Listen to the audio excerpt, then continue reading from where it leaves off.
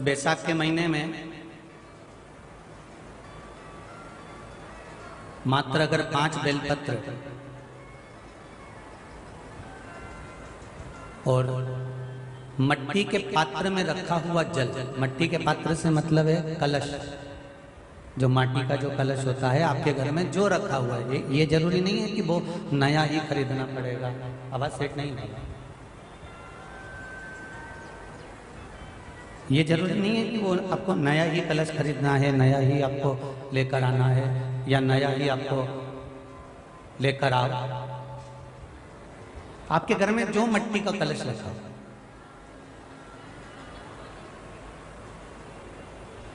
जो माटी का कलश आपके घर में रखा हुआ, 5 बेलपत्र, मट्टी के कलश में जो जल भरा हुआ हो वो जल तांबे के पात्र में डालकर शिवजी पे 5 बेलपत्र अशोक सुंदरी वाली जगह पर जो आप लेकर आए हो, 5 बेलपत्र वो अशोक सुंदरी वाली जगह पर समर्पित कर मट्टी के पात्र का जो जल है वो जल बैसाख के महीने में किसी भी दिन, चाहे आप सोमवार को कर लो, प्रदोष को कर लो, चाहे आप शिवरात्रि पे कर लो बैसाख महीने की, तो आप अगर उस मट्टी के कलश का जल या पात्र का जल शंकर भगवान को 5 बेलपत्री अशोक सुंदरी वाली जगह पर समर्पित कर जल अगर चढ़ा देते हैं तो महाराज ये उधर से जो जुड़ी हुई परेशानियां जो मनुष्य को झेलना पड़ती है, चाहे भोजन नहीं पच रहा हो, चाहे उधर में पत्थरी हो रही हो या कोई अनेक परेशानियां जो उधर से जुड़ी हुई होती है, बैसाख के महीने में अगर प्रतिदिन मट्टी के पात्र का जल शिवजी को समर्पित करा जाता है तो उधर से जुड़ी हुई सारी समस्याएं अपने आप धीरे धीरे समाप्त होने लगती हैं। उधर से जुड़ी हुई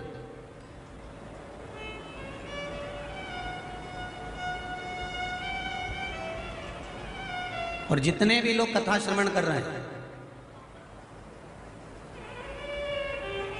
चाहे आस्था चैनल पर सुन रहे हो, चाहे फेसबुक यूट्यूब पर सुन रहे हो, चाहे इस पावन मायापुरी में श्रवण कर रहे हो,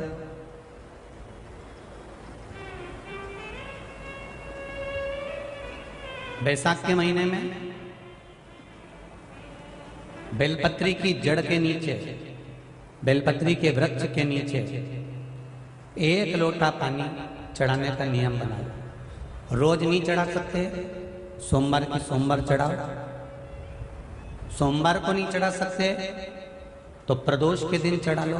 प्रदोष को नहीं चढ़ा सकते तो जो बैसाख के महीने में शिवरात्रि आएगी, आप उस दिन भगवान शंकर को बेलपत्री के वृक्ष के नीचे जल चढ़ा लो। क्या होगा उससे? शिव महापुराण की कथा कहती है, बैसाख के महीने में तुलसी की अर्चना और बैसाख के महीने में बेलपत्री की अर्चना, ये दोनों अर्चना करने से, पूजन करने से, जल समर्पित करने से घर में कभी संपदा की कमी नहीं होती, वहां वैभव बढ़ता।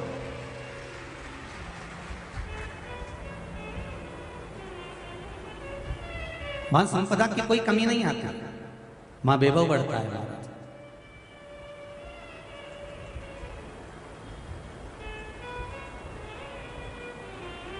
प्रयास करो आप कि बैसाख का महीना आए और हम लोग भगवान शंकर का आराधना करें, भगवान शिव की भक्ति करें, और वो भक्ति में केवल विश्वास हो, दिखावा नहीं।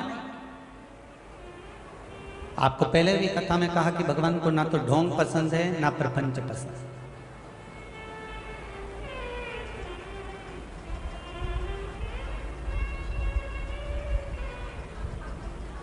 शिव जी के मंदिर में ना पट होता है, पट मतलब दरवाजा, ना कपट होता है, शिव जी को आता ही नहीं, और ना शिव जी को झंझट होता है।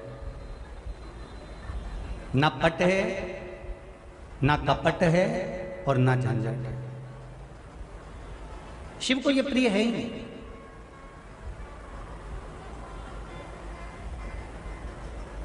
शिव महापुराण की कथा तो यहां तक कहती है कि आप 2 घंटे तक मंदिर के अंदर बैठे हुए हो, माला लेकर बैठे हुए हो, आंखें आपकी बंद है और शंकर जी के मंदिर में बैठे हुए हो, नेत्र बंद करके 2 घंटे से आंखें बंद कर कर मंदिर के अंदर बैठे हुए हो, तो शंकर भगवान तो ये कहते हैं कि तू यहां बैठा है, उससे अच्छा अपने घर पे जाके क्यों नहीं बैठता?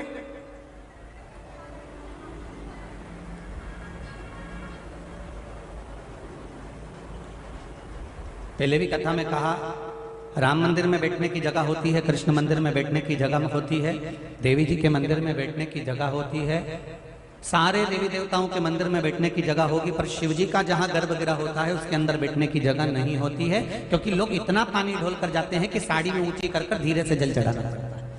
बैठने की जगह शिव रखते ही नहीं है, क्योंकि शंकर कहते हैं कि मेरे पास में बैठ कर तू समय बर्बाद मत कर। जैसे मैं राम की आराधना में लगा हूं, मेरे शंकर कहते हैं तू भगवान की आराधना में लग जा, तो तेरा अपने आप कल्याण हो जाए। कर्म करो, खूब करो।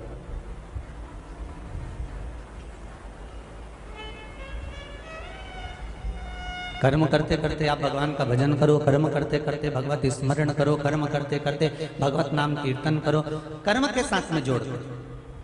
भगवान ये भी नहीं कह रहा कि तुम काम छोड़ दो, दुकान धंधा पानी छोड़ दो, नौकरी सर्विस छोड़ दो और मेरे मंदिर में आकर बैठ जाए।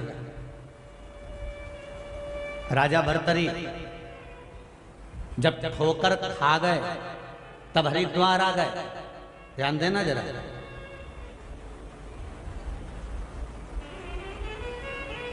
शिव महापुराण की कथा कहती है जब सारे द्वार बंद हो जाते हैं तब एक ही द्वार खुला रहता है। जम के बोलो जरा, कौन सा द्वार? हरिद्वार।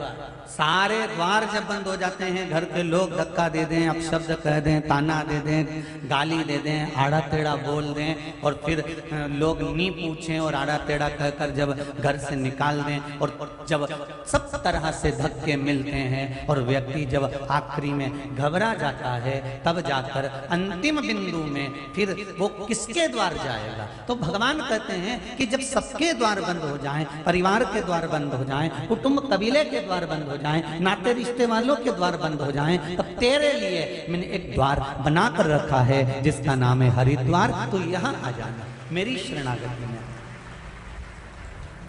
और मेरी शरणागति में आकर तो यहां आकर भगवान का भजन करना, कीर्तन करना।